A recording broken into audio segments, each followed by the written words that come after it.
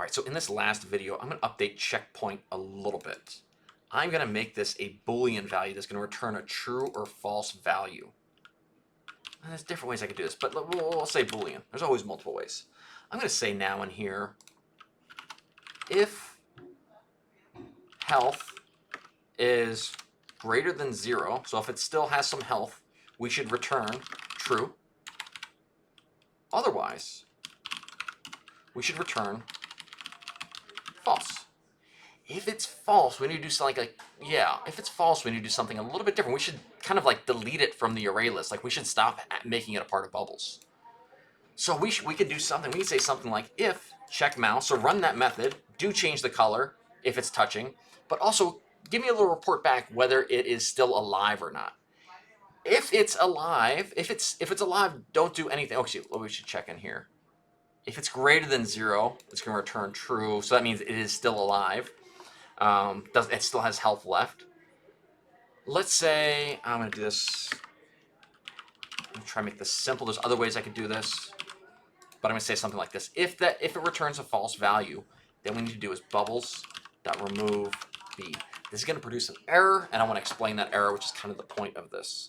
So let's say space, space, space, space, space, click, click, click, red, click. Oh, it's going to break my whole code. Why did it break my whole code? What error is it giving me? It's going to give me an error called concurrent modification exception. Concurrent modification. I'm going to zoom in so you can see that even further. Concurrent modification exception. That means that is a special type of error that we get when we're using a for each loop like this. A for each loop it's a very sensitive, finely tuned instrument.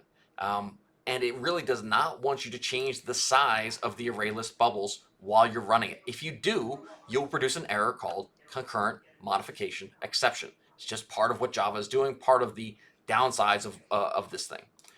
We can very easily get around that, though. If we do a regular for loop, for int I is equal to 0, I is less than bubbles.size, I plus plus.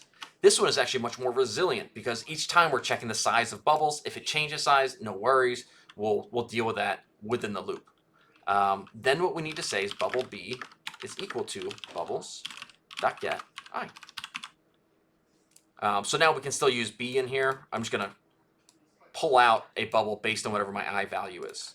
Now if I run this, click, click, click, click, click, click, disappears, disappears, disappears, disappears, disappears. All right, that's the end of that. So that's my last little thing on doing that. Oh, maybe I'll do something about doing some reading and writing, but we'll stop with that right now.